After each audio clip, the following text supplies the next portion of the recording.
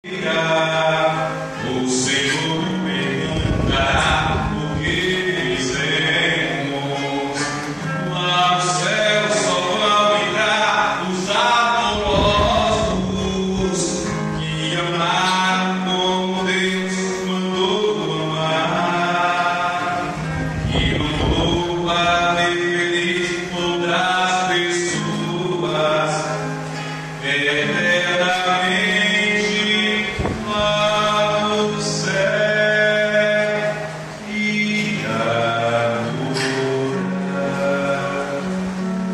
Louvado seja nosso Senhor Jesus Cristo.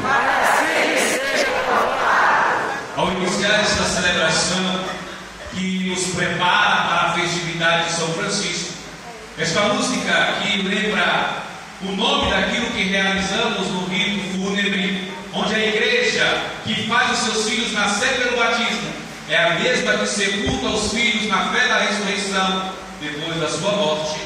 Nos faz então lembrar as exéquias e nos faz lembrar que vivemos no tempo impulsionados para a eternidade. Deste modo, inicio esta pregação e esta noite, primeiramente manifestando a minha alegria em estar no meio de todos vós.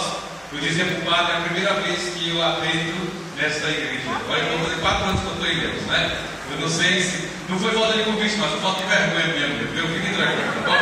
Então eu quero, de forma especial, saudar e agradecer ao padre Edilson por este convite, pela boa amizade. O padre Edilson receber sempre aí as reuniões, né, de diocese. Ele é vigário fora de aqui do Ilhéus Sul. Eu estou na função de vigário fora de Ilhéus Sul, do Ilhéus Norte. Então a gente está sempre se encontrando naquilo que compete a colaboração com a missão da diocese de Ilhéus, dentro da cidade de Ilhéus. Então obrigado, padre, pelo convite. Obrigado por insistir. O quadro não vai ver aí, né? Então, obrigado por insistir e obrigado por essa oportunidade de adentrar a casa de São Francisco e com ele aprender o mandato que o Senhor deu a ele e dá para nós. Vai e reconstrói a minha igreja. Na pessoa do padre Edilson, saúdo todos os demais sacerdotes, assim como aqueles que estão aí se projetando para esta graça, os nossos seminaristas. Minha saudação a todos aqueles que se envolvem nesta liturgia e a todos nós, povo de Deus. Boa noite. Muito bem. Eu não sei se é sorte, se é acaso, se é azar, o que é. O padre dizia assim hoje: quando o diabo quer atentar, ele começa pelo microfone do padre. E aí, eu não sei o que aconteceu, mas ele chamou hoje o padre para poder conversar com vocês, claro, sobre a palavra de Deus, com a temática da morte. E aí, para mim é muito fácil falar sobre a morte, porque eu sou formado em tanatologia. O estudo sobre a morte e o luto e a teoria para a questão da tanatopraxia, ou como vocês chamam de perícia técnica ou perícia, né? Fiz isso por curiosidade. Fiz isso porque desde sempre eu nunca tive nenhum problema com a morte.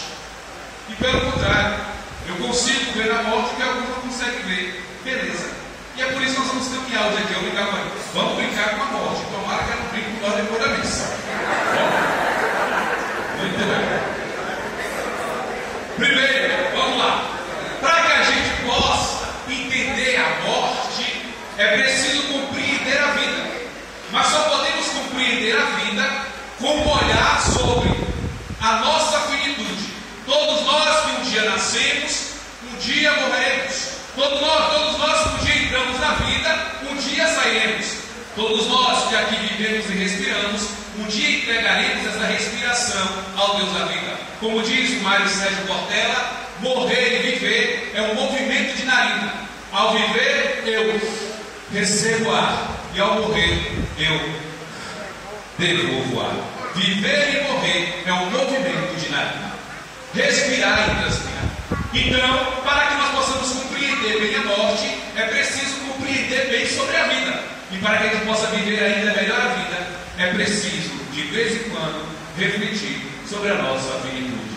Sim, não somos nenhum produto de balcão por aí, mas todos nós temos um prazo de validade.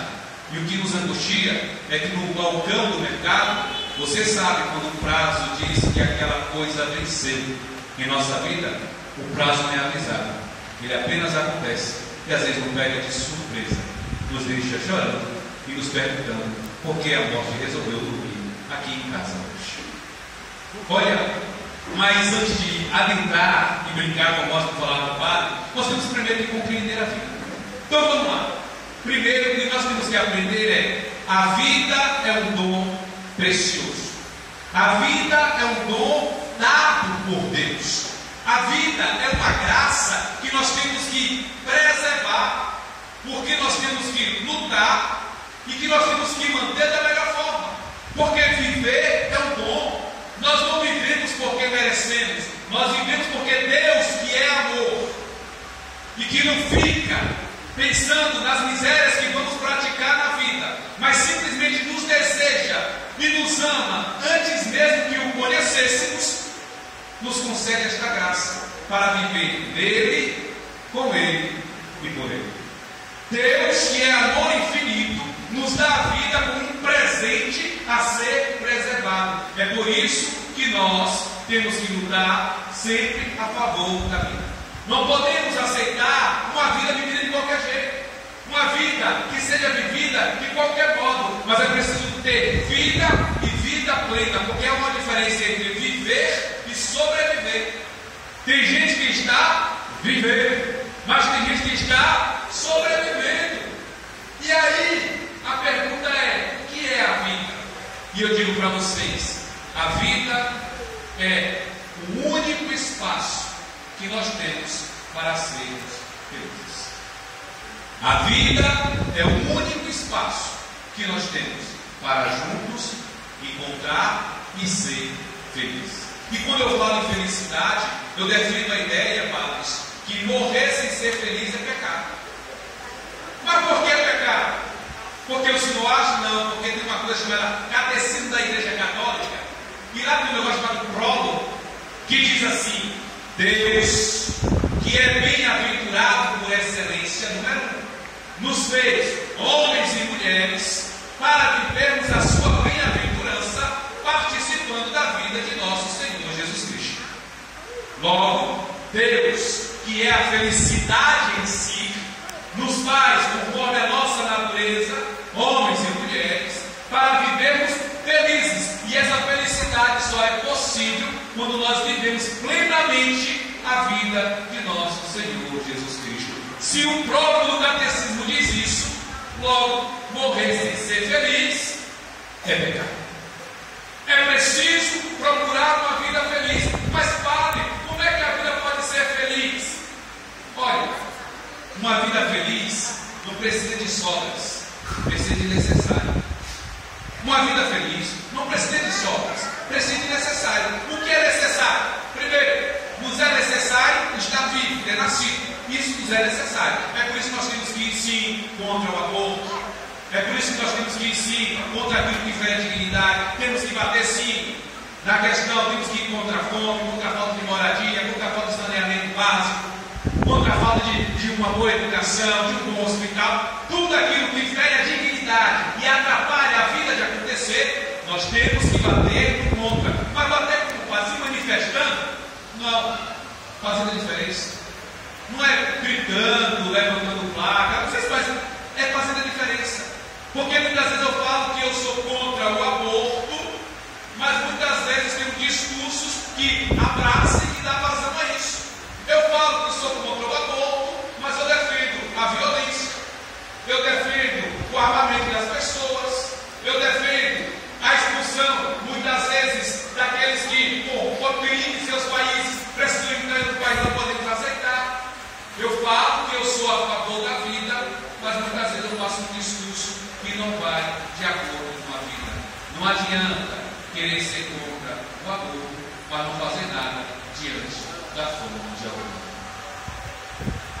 Nós temos que defender a vida na sua integridade, no todo e na sua dignidade. Outra coisa, como é que eu consigo viver uma vida feliz, Padre? Uma vida feliz? Primeiro, Deus te fez nascer em uma família. Deus não te fez nascer como um pinto de chocadeira. Deus te fez nascer em uma família. Com pai, com mãe, com avó, com avô, com tio, com tia. Aquela família que te canta, de vez em quando eu estou na família que eu pedi para Deus, mas aqui meu Deus, cadê o filho que merece?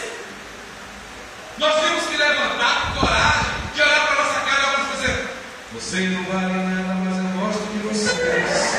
Tem que agradar de vez em quando, porque nós temos que fechar os nossos olhos e dizer, na minha casa todo mundo presta, não. Mas no meio da minha casa eu tenho que prestar. Então, como é que eu presto? Quando eu começo a honrar, quando eu começo a agradecer, quando eu começo a ser feliz com a família que Deus me deu. Aí tem pessoas por aí que não honram a família, não honram nada. Aí depois, na hora que morre, é aquela angústia do diabo. Porque nós somos tipo de gente assim, quer ver? Não temos tempo, eu não tenho tempo para visitar a mãe, eu não tenho tempo para visitar meus irmãos, eu não tenho tempo para viajar, eu não tenho tempo para nada.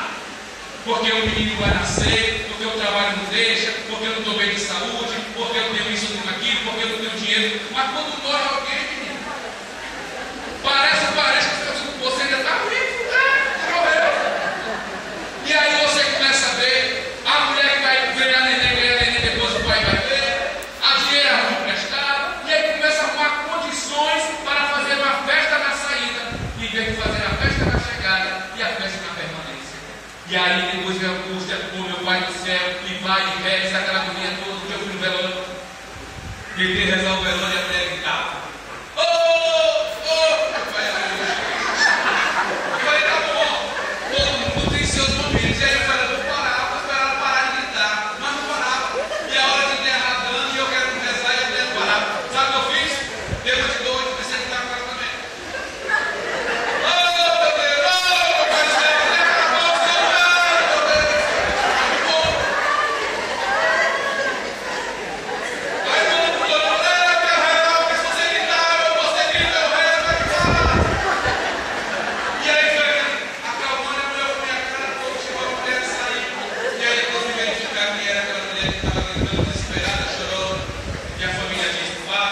Aquela é uma filha que mora lá no Sinal, que tinha mais de 10, 12 anos que tinha visto a mãe, nunca podia estar aqui, porque qualquer coisa.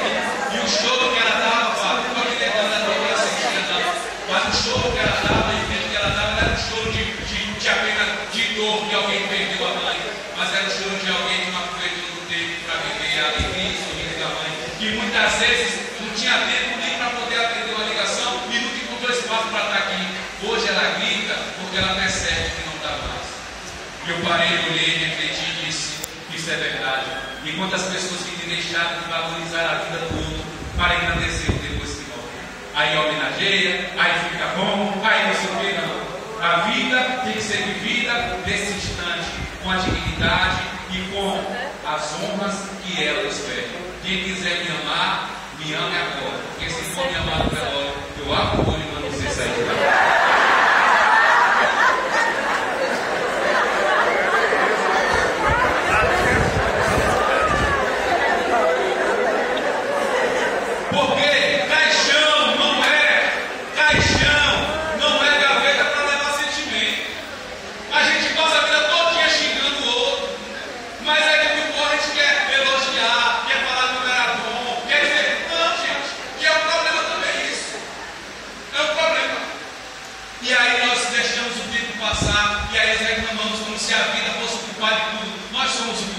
Quando não aproveitamos a vida e não aproveitamos bem a nossa família, não aproveitamos bem a nossa casa, não aproveitamos bem os nossos pais.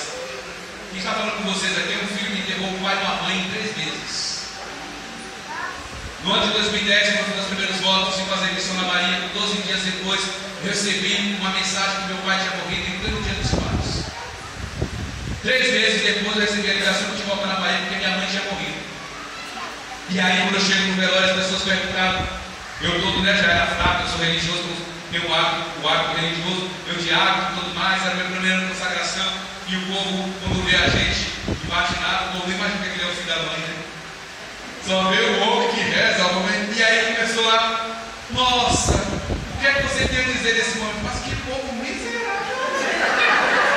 Eles acham que o padre não tem coração, eu tenho fé da minha mãe, meu pai, né? E aí diante daquilo, a resposta que eu tive, uma resposta pessoal e uma resposta que dá para Deus pelo livro de Jó. A minha primeira resposta foi: eu aproveitei meus pais como tinha que aproveitar e amei na intensidade que o filho tem que amar. Deus me deu, Deus tirou. Louvado seja o nome do Senhor. E aí a pessoa diz: seus pais são mortos, graças a Deus. Meu Deus, como é que você fala assim? eu não tenho remorsos, eu não tenho arrependimento, eu não tenho sentimentos que me ferem, eu não tenho trauma, sabe por quê? Porque eu amei, eu abracei, eu pedi a bênção, eu cheirei, eu perturbei que a mãe chegou a me expulsar de casa e me chamava para eu sair. Vai-se embora, que eu volto para cá. E aí no fim de tudo, quando eles morreram, eu só tinha uma coisa: a Deus, gratidão. Sabe por quê? Porque nessa vida, um dia eu sabia que cedo ou mais tarde eu teria que enterrá-los. Mas eu fiz tudo que um filho faz: morrer na vida e enterrei na morte, e reza esperando um dia a plenitude. Também agradeço a Deus, porque morreram em amizade e em fé com Jesus Cristo. Aí depois, Padre, o povo quer perturbar a gente, porque o nosso povo não entende o que é invenção e o que é verbalização. E aí quando morre alguém, aí faz camisa, faz um bem, faz outro. E camisa porque função daquele dia, porque usando o fundamento do dia não usa mais.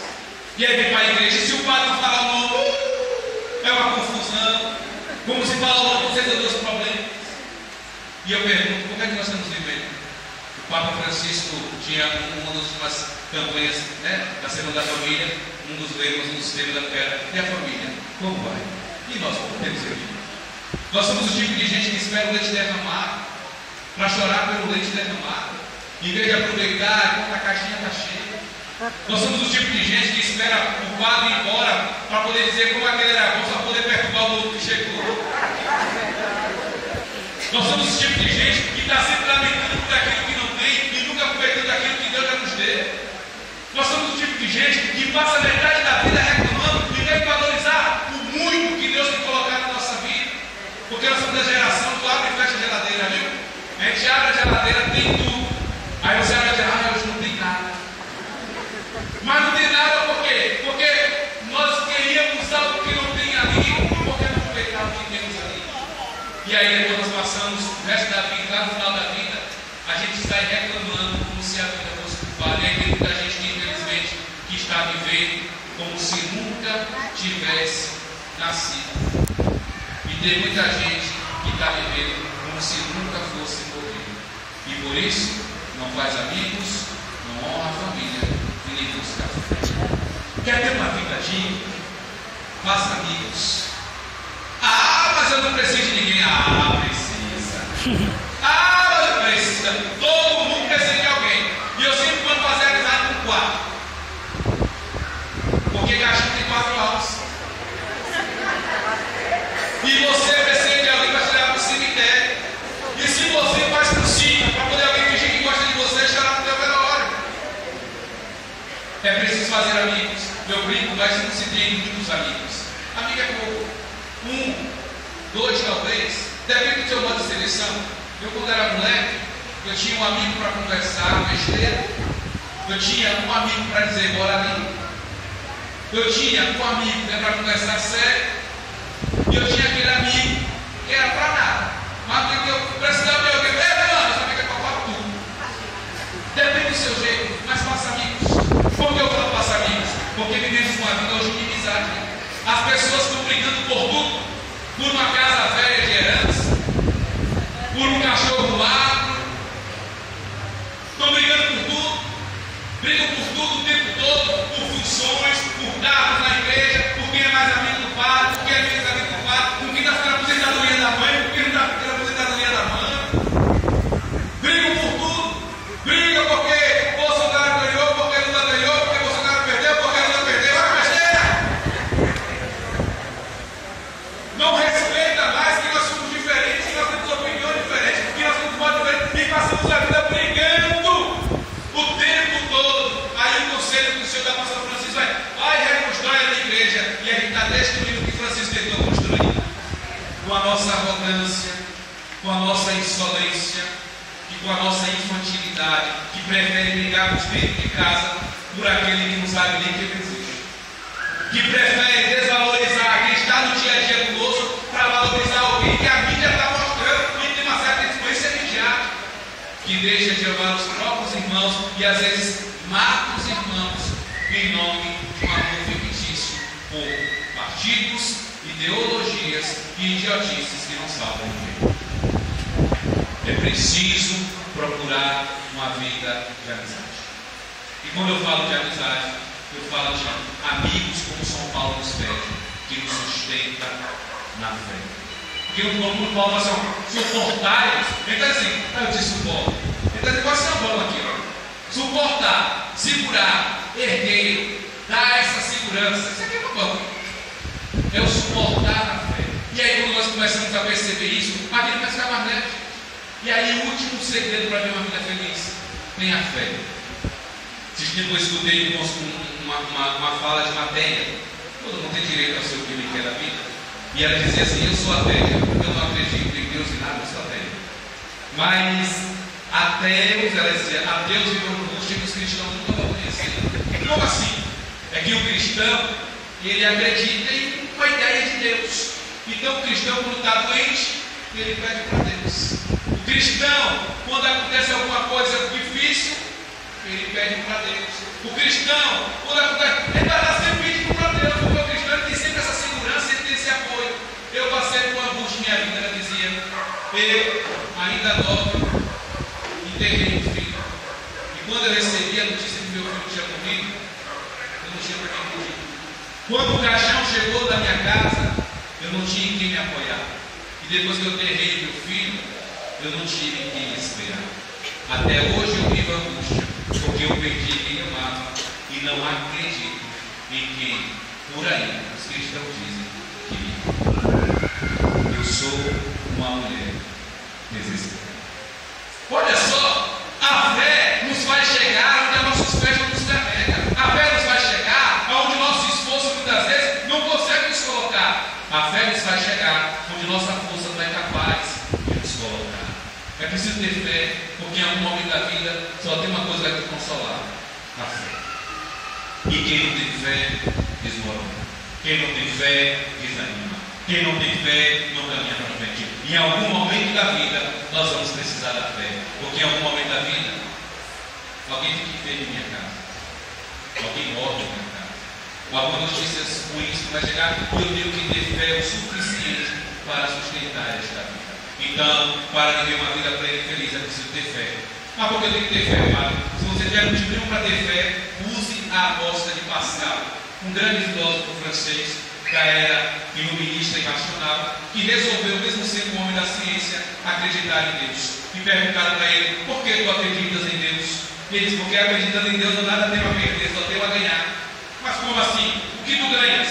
Se Deus existe, eu ganho a vida eterna. Mas se Deus não existir, Pascal, o que tu ganhas?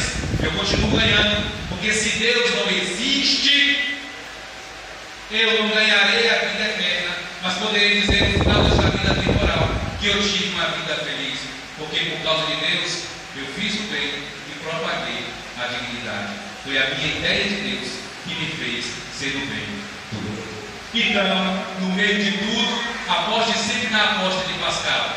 Deus será sempre o nosso sustentáculo. Está vendo como a vida é boa? Está vendo como a vida é tranquila? Está vendo como a vida é fácil? A gente complica. E qual é a melhor vida, padre? Aqui pronto, a melhor vida é a sua. Tem um livro muito bom do Clóvis de Barro que chama A Vida que Vale a Pena Ser Vivida. E ele começa, qual é a vida que vale a pena ser vivida? É a sua, porque é a única que você tem. Pronto, a resposta é óbvia. Quando você pega o São Belarmino, e ele tem um livro muito bom chamado A Arte de Morrer. E aí, neste livro, pergunta, mas como é essa arte de morrer? E ele responde, não pode morrer mal quem viveu bem. Não pode morrer mal quem viveu bem. O segredo de morrer, aí tem uma frase bonita, é preciso viver bem para morrer melhor. Aí nós vamos entender como Anselmo Cui vai falar sobre a morte na vida da fé. Ele diz, morrer é alargar a vida, pois entregamos na terra o que brota para ser eterno. Entregamos na terra o que brota para ser eterno. E aquilo que é temporal se torna eterno em Deus. Morrer é alargar a vida. E aí para você pode escolher duas teorias. Talvez pode escolher a teoria do Heidegger, que diz, é preciso ter a noção da morte, pois quando refletimos sobre a morte, escolhemos viver ainda melhor. Ou seguir a anestesia dos estoicos, do povo, principalmente do Sêneca, que quando diz, a morte não existe. Prova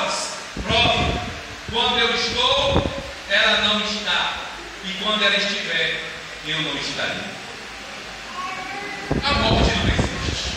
É a anestesia nas histórias. E eu acho bonito porque é anular. A morte existe não, por quê? Porque quando eu estou, ela não está. E quando ela não estiver, eu não estou. Porque a morte nunca se encontrará conosco. Pois toda vez que ela vem até nós, ela já nos colocou em sombra. Ninguém se vê morrendo. E isso é ciência que eu estou dizendo para você. Ninguém se vê morrendo. Diante dessa reflexão sobre a vida, eu quero para você o seguinte: eu não vou ficar aqui parado com a boca escancarada, cheia de dentes, esperando a morte chegar. Raul Seixas cantava, porque se a gente ficar parado pensando na morte, a gente esquece de viver, gente. Então é o seguinte, vamos aqui falar sobre a morte de forma sucinta e rápida, quando a gente para a última parte. Primeiro, todos nós iremos morrer.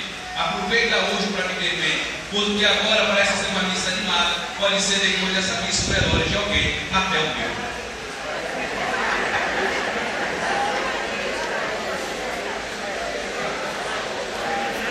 Segundo, morrer é um dom, e bendito seja aqueles que quando a morte chegar, o encontro é com tranquilidade, sabendo que um dia morrer, e mesmo sabendo o dia que ela, mesmo sem saber o dia que ela ia chegar, se preparou com o coração, esperando, sem noção, que ela lhe levasse. Porque morrer é um dom. Você sabia que a última expressão do caixão é o último sentimento que passou na cara da pessoa? Cientificamente, tanatologicamente, a última expressão da pessoa no caixão é o último sentimento. E quando você está morrendo, não existe a morte cerebral, existe a morte do tronco encefálico. Então, o tronco cefálico vai morrendo, então você tem cerebelo, né? Tem todo aquele processo, tem o próprio tronco, etc. E diz que no momento que você está morrendo, tem de 7 a 8 segundos de últimos sentimentos que passam em sua memória. E aquele último sentimento é que vai deixar a sua cara mais bonita ou mais feia. Eu, quando chego no velório, eu falo com todo mundo, eu vou direto do caixão, porque a coisa que eu quero ver é a cara do mundo. E olhando a cara do mundo, eu falo, pelo jeito que não, né? Porque quando nós estamos morrendo, nós temos esses 7 a 8 segundos que passam em nossa cabeça. Até os tempos atrás, acreditava-se que esses 7 a 8 segundos eram de coisas boas. Mas a partir do estudo da expressão da face dentro do caixão, chegou à conclusão que a memória não faz uma seleção. E ela joga para você uma memória aleatória, que pode ser uma memória de você abraçando, cheirando o seu filho, e que pode ser uma memória daquele dia que você fez o mal para alguém, falou mal de alguém, ou tentou expulsar o padre da paróquia. Pronto. Então, esse sentimento ele vem. É conforme. Então, se você quiser ficar com a cara bonita no velório, faça o bem na vida, para que quando no final dela, a memória seletiva nos coloque um bom sentimento que nos faça lembrar que na vida, quem viveu bonito, morre bonito. Tá? Outra coisa sobre a morte. Aprenda uma coisa. Ninguém se acostuma com a morte. Tá? Isso aqui é a psicologia do luto. Ninguém se acostuma com a morte. A gente se acostuma com a ausência. Porque morrer é como viajar. Você morreu, você viajou. Se você viajou e você vem todo ano você é lembrado, todo ano você espera que a pessoa venha.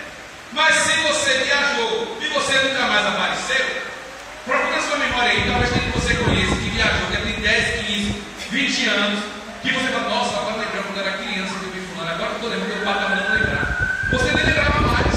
Por quê? Porque a ausência nos faz acostumar com a não existência daquela pessoa.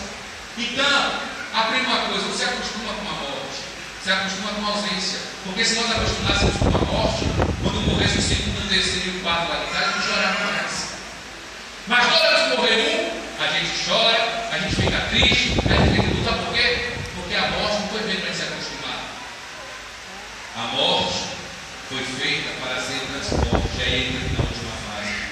Morrer não é ruim, porque ninguém vai no céu assim. Morrer não é ruim. Tem gente que nem morreu no sentido fisiológico e já parou. Só falta cair. Morrer não é ruim. Agora, para que a gente possa entender melhor a morte e compreender, precisa olhar a morte com o olhar da fé. E aqui eu vou citar 3 santos, começando pelo de vocês. Quando São Francisco estava à beira da morte, ele disse a seguinte frase: desde a minha irmã e amiga morte. Desde a minha irmã e a minha amiga morte. E por que São Francisco via a morte como irmão? Quem é o irmão? O irmão é aquele que cuida do outro. Mas o irmão, ele tem um dom na nossa vida. Todo irmão que se preza, ele tem um dom. Ele nos toma porque ele nos ama. A morte, sem saber, ela é um transporte que nos coloca nos braços de Deus. Portanto, nós rezamos a nossa catequese o seguinte: lembrai-vos ao Pai de todos aqueles que partiram desta vida e morreram na nossa amizade.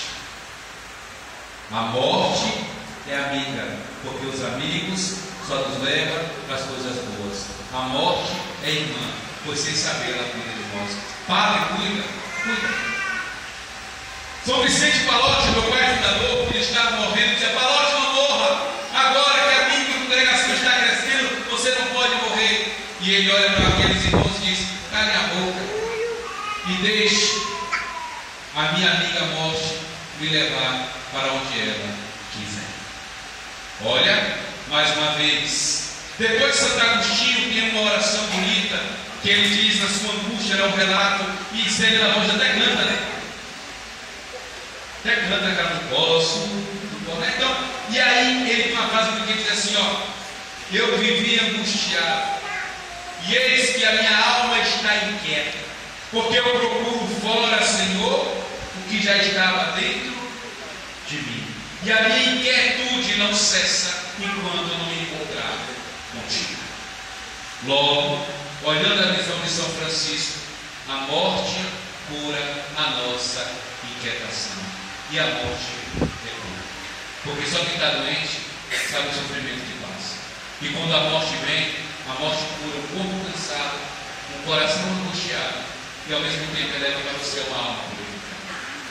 Porque quem sofre encontra na morte a cura. Nem toda doença será curada pelos médicos. Algumas doenças serão curadas pelo descanso do corpo. E louvado seja Deus por isso. Pergunta a uma família que tem alguém com 4, 5, 6 meses, um ano de câncer. Pergunta a família que tem alguém no UTI. Pergunta a família que está no momento de fase terminal na família. E pergunta para eles qual os caras estão passando. E quando a morte vem, a morte se torna uma cura, que cura o corpo cansado. Ao mesmo tempo cura o coração angustiado, porque aqueles que cuidam, por mais que se tiver fé, diz: louvado seja Deus, porque descansou, tranquilizou. Agora, se nós somos aquele: não, mas eu queria sofrendo mais aqui comigo, então nós somos egoístas. Ou seja, para eu ser feliz, vale a pena a desgraça do outro. E depois a morte purifica a nossa alma, né? Eu não sei se hoje ainda serve, mas tem as pessoas que demoraram muito de morrer sofrendo, diz que era Deus purificando para poder não perder aquela alma. Então diz que quanto pior as pessoas são, mas elas demoram de morrer, penando. Assim se dizia. Por quê? Porque se tinha, ou se tem a ideia, que o sofrimento purifica as almas humanas.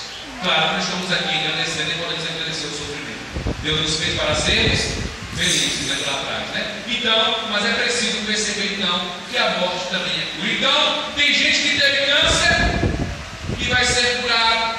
Teve gente que teve câncer e vai ser curado. Os curados às vezes sim. Tem gente que vai ser curado na carne e vai contar para todo mundo como Deus é grande. Tem gente que vai ser curado na morte e vai dizer que vê Deus, o grande, que nós falamos aqui na terra. Que morrer é curar, mas a cura só é possível quando nós temos em nós a visão da fé que teve Francisco, da fé que teve Palotti, da fé que teve Agostinho, da fé que nos diz que quem morre em Cristo não morre, mas é transformado, da fé que diz que após esta vida temporal tem uma vida que é eterna e essa vida se alarga, de uma fé que nunca se acostumará com a morte, mas de uma fé que no silêncio da vida e na serenidade de estar neste mundo se acostumará com a ausência e acreditará numa coisa: quando saímos do mundo é que chegamos em Deus. Quando saímos do mundo é que chegamos em Deus. Que esta noite seja marcado pela vida, que a morte, quando chegar, não nos leve ao desespero e que no final de tudo não reste apenas uma certeza: Cristo ressuscitado garantiu para nós ressurreição e vida nova. Contudo, não precisamos esperar morrer para viver o céu. Vivamos bem agora, para que depois desse agora possamos morrer melhor. Porque não pode morrer mal quem viveu bem. Não pode morrer mal. Não pode morrer mal. Então viva a vida e viva Cristo ressuscitado.